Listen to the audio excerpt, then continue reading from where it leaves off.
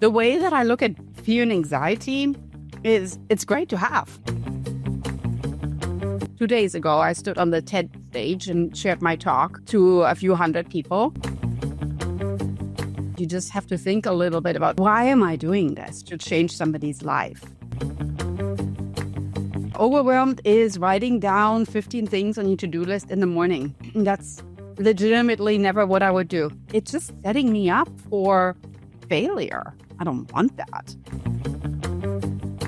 Winning is not comfortable. Business owners don't share enough about how crappy some days are. I think if you are overwhelmed and you're feeling fear, you just have to become comfortable in sharing exactly those moments. Just imagine you never did it. And then like, gosh, I wish I would have started.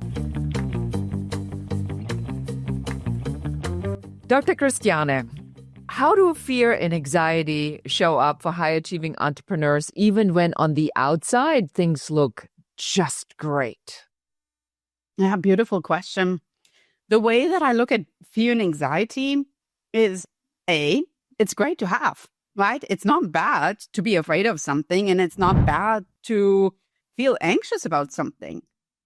The way that I coach my clients is you just need to redirect the energy into something positive.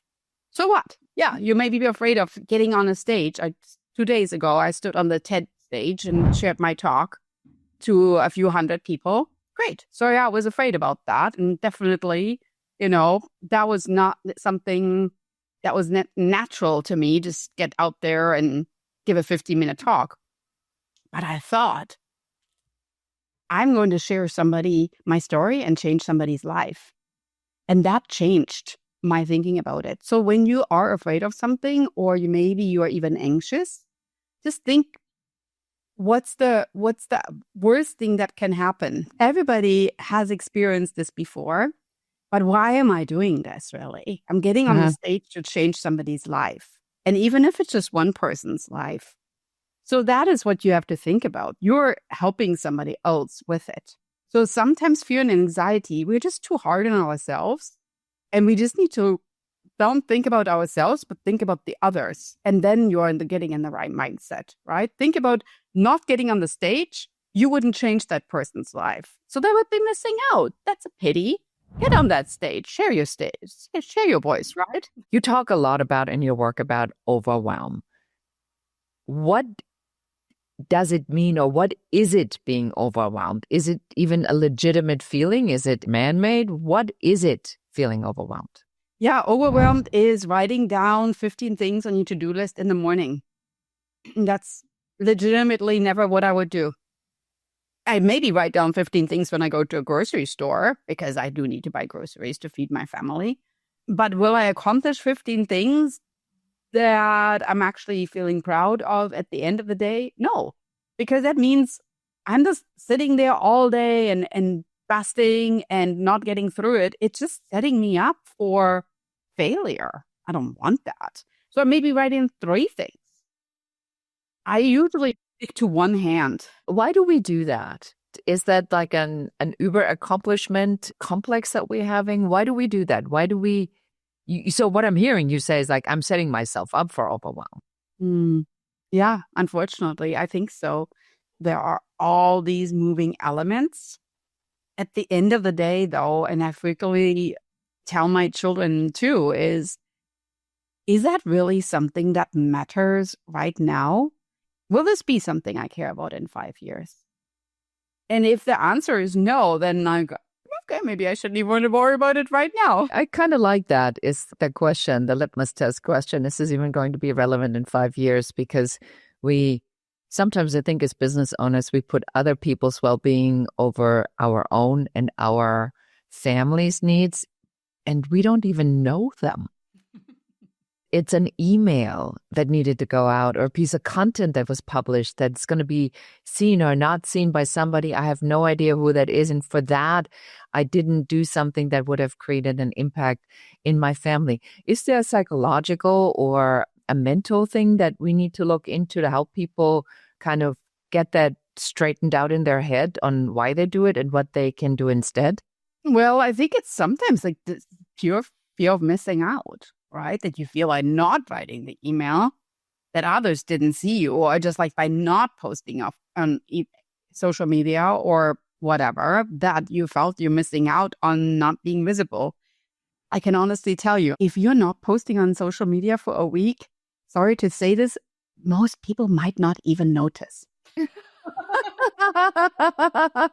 or nobody cares. Maybe it's 3 people that really care about you, but all the others, they're so busy looking at all these other accounts. I always love it when people are like, I'm taking a social media break. And I know that they do it just to let us know we can do that too. So of course, but otherwise it's like, go for it. Just do it. You don't even need to tell me you're doing it. Just do it.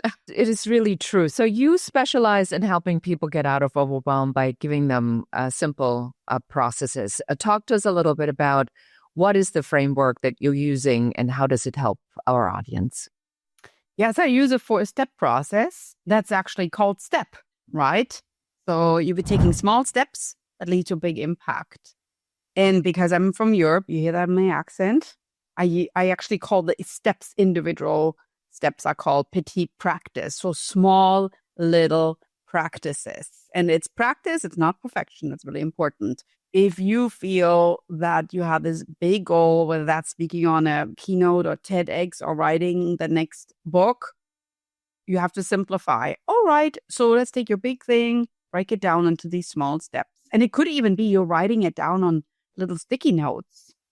And then you're shuffling up the sticky notes and you're choosing the one that you want to get started with. You choose one and then you have to get started, right? But at least it's not that big anymore. And you could even make it very dramatic, like take one big piece of paper, write it on there, and then cut it up into little notes, whatever that is. If you're a visual learner, that might just work for you.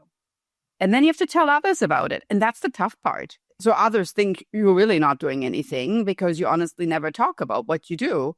And it doesn't mean like, well, let me tell you about my day in detail. Not like that, but more like, I always wanted to, write a book.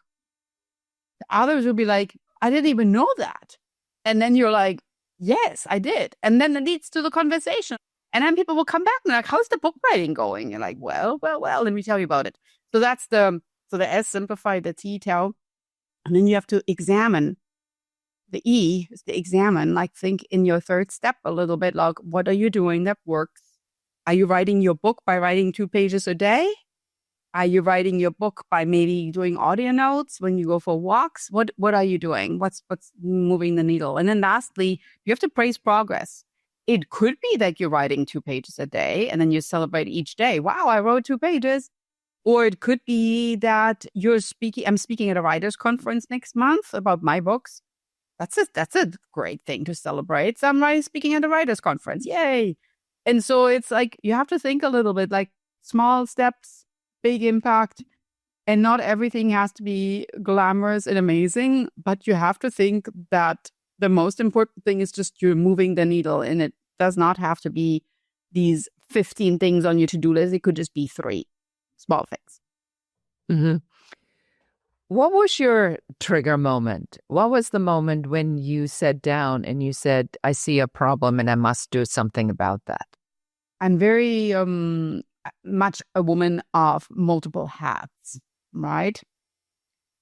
So when I introduce myself, I'm like, I'm a business and wellness coach. I'm a professor. I'm an author. I'm a podcaster. I'm also a TED speaker. I'm also a fitness instructor. And then people are like, how do you do that? And I was like, well, it's really not magic. I mean, you could do that too, any of those things. It's just that I do literally just a little bit of everything. I don't really doubt myself in doing it. I just do it. Just publish a book, right? Don't need to be the next Harry Potter, but I just publish it, And so I think that my secret sauce really came from the fact that I actually listened to what people asked me. And I didn't just talk, but I started listening to what their problems are and what they wanted to know. And then I just reformulated that into my unique value proposition. I think you just have to do a better job in listening first and then talking. That is the truth. Most people don't know how to do that because they love to hear themselves talk all the time. So did you know this wasn't a problem, that people actually wanting to do all these things, because it's almost contradictory to everything else we hear, because they always say get rich in the niche or the niche, however you want to pronounce it. And you basically saying the opposite. You say, well, whatever drives you, whether that's speaking or writing or even fitness, whatever makes you happy, do it. And I'm going to give you the framework to do that. Is it not contradictory to what's being said in the market? Oh, that's a great question. I think that for me, when I put my calendar together, I use it a little bit like a bouquet of flowers, right? So my flower bouquet is really varied in the color and in the type of the job that I do, right? So it's all there, but each one of them really sparks joy. And if I ever feel there's something in there that doesn't work for me, I just take it out. I'm like, you know what, that didn't work. So I examine it and I take it out. That is what helps me balance my business and my wellness. Because if I were to only do one thing, I would feel I'm becoming too much focused on the successes and the failures in that one thing. And right now, I can celebrate successes from another area of my life. It's nearly like you are at this beautiful buffet, and it has all these beautiful little elements from all over the world, all these little tasters that you can try. And so I tried them, and then I'm like, I like this, this, this, and then I put them on my plate. But it doesn't mean that they always have to remain on my plate. I also switch them out. So I think if you have multiple jobs, it keeps you more agile and flexible instead of saying, I'm just in this one thing right here. And then if you switch, you're like, well, now I have all my business and I'm kind of locked in here. So it's really hard to get out of it. And it's like traveling through Europe, all the different languages, all the different cultures, where I'm feeling like I want to be more attuned to trying different tasks and figuring out which ones work for me.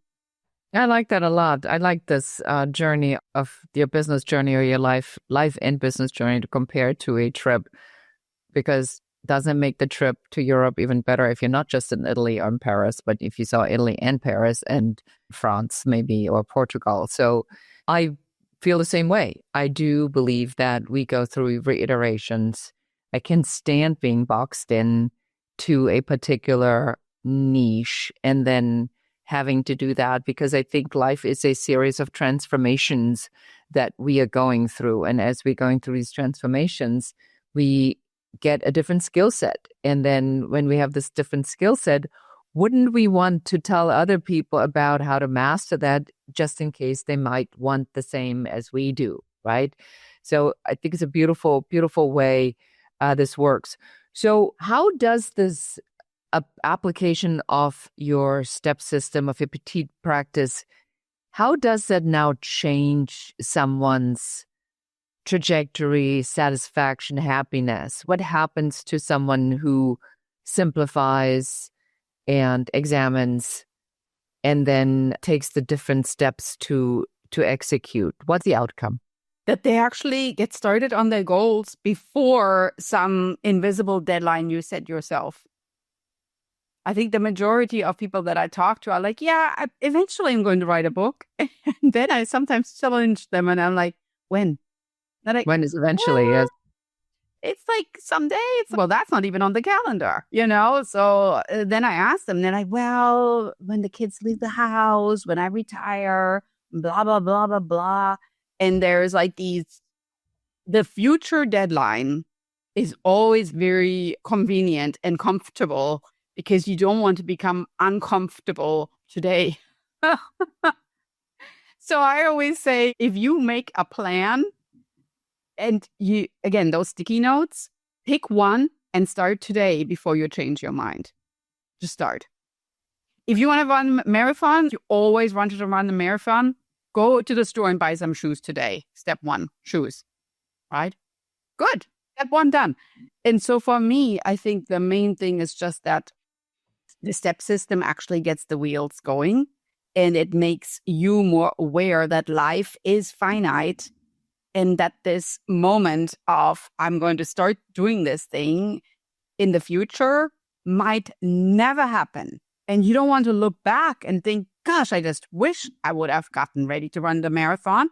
And now I can't anymore. What a big bummer, right? I mean, that's really something that would be so sad. And this is really important too. What I see with a lot of my clients, let's just say podcast. They're like, oh, I always want to start a podcast. And I'm like, help them get ready. And then all of a sudden they're like, you know what, Christiana? I actually don't like it. It's like, how amazing is that? That is a celebration right now. Because just imagine you never did it. And then like, gosh, I wish I would have started a podcast. But doing it and figuring out it's not great, that's wonderful. Because at least you figure it out, it's not great. I always say that our job is to get people to an intersection.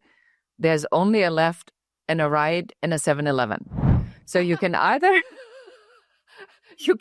be in the 7-Eleven, eat hot dogs and Slurpees, or you make a left or you make a right. There is literally no other option. I'm like you. When somebody adamantly recognizes that they don't want something, that's as much as a celebration as we help them to figure out what it is that they do want. Because that is, I think, the paralysis a lot of people experiencing. So I want to talk about that a little bit. A lot of people say, I want to get out of overwhelm. I want to get stuff done. I want to be more productive. I want to get out of fear.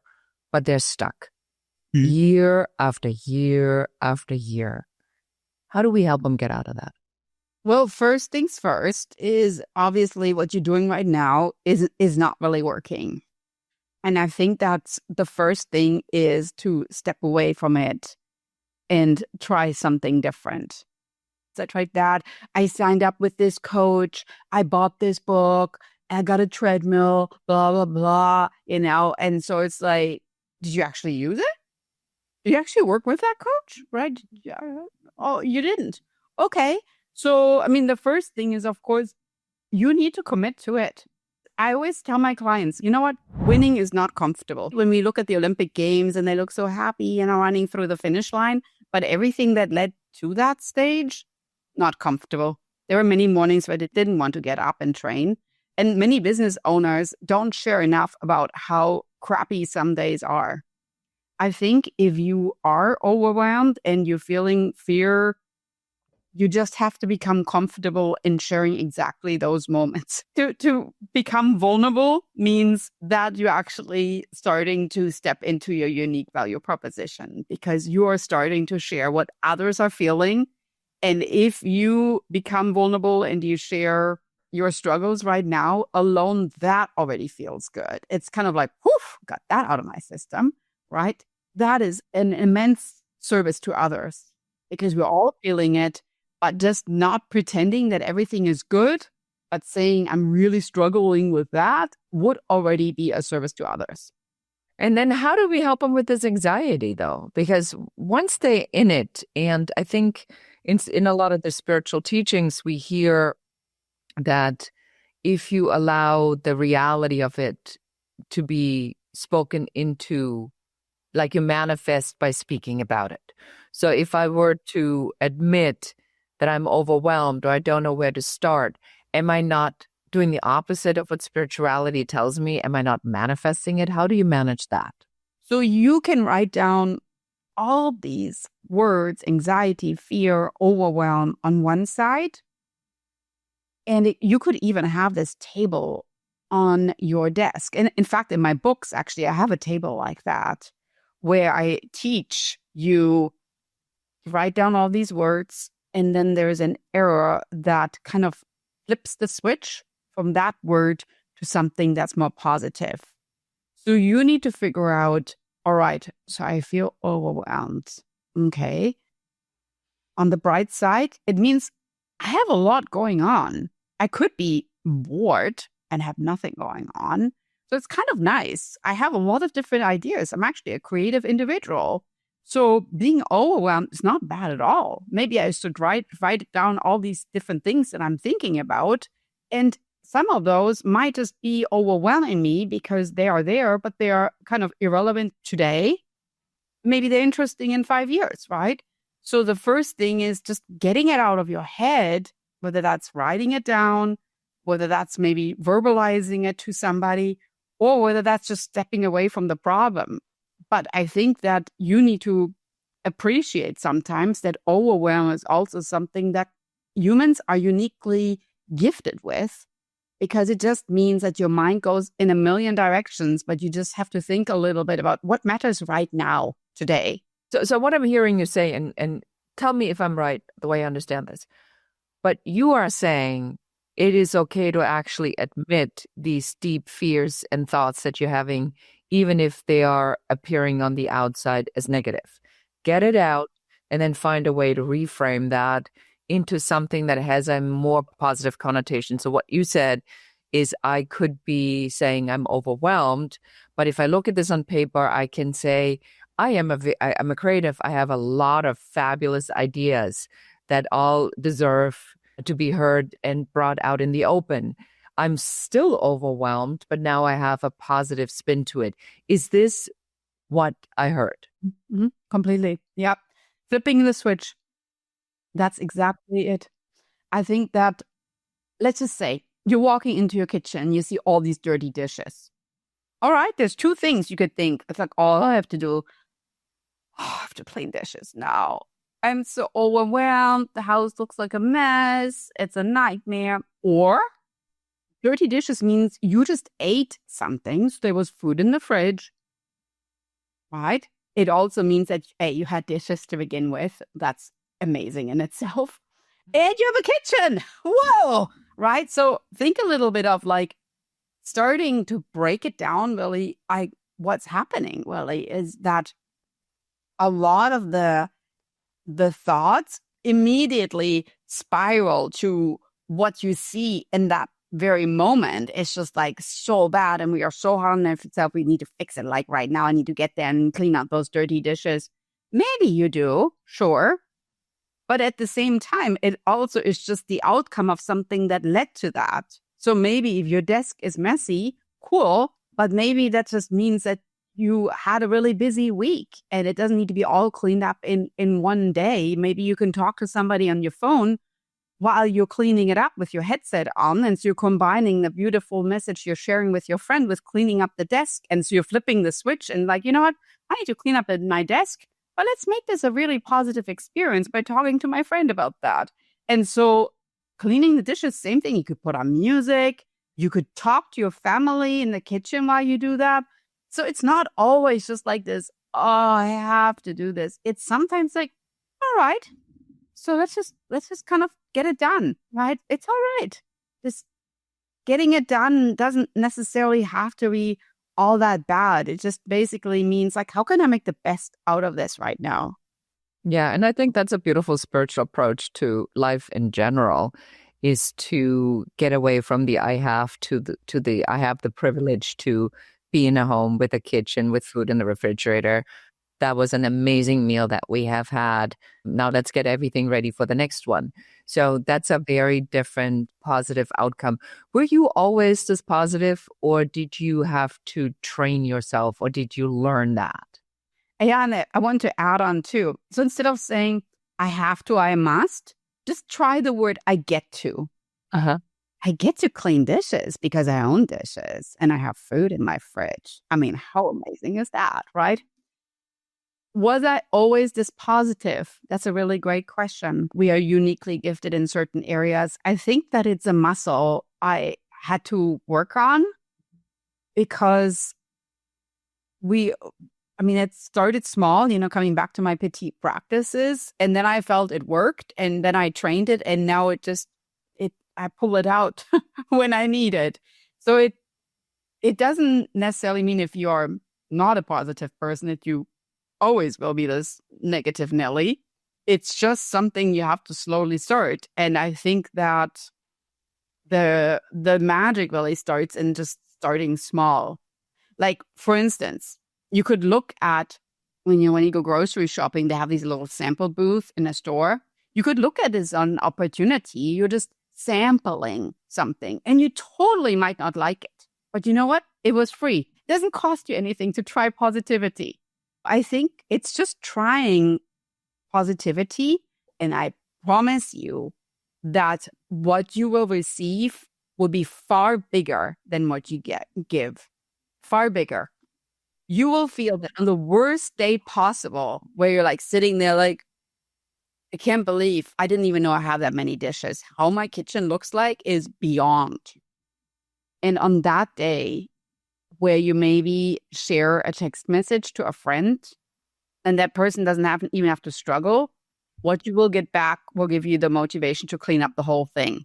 Well, I certainly know what it's like to have a lot of dishes and then not have a single dish in 24 hours, right? And that's It's certainly exactly why I'm bringing this up, because I know what you went through. And so you totally resonate with that. Like losing everything means all of a sudden you're like, I don't even have any dishes.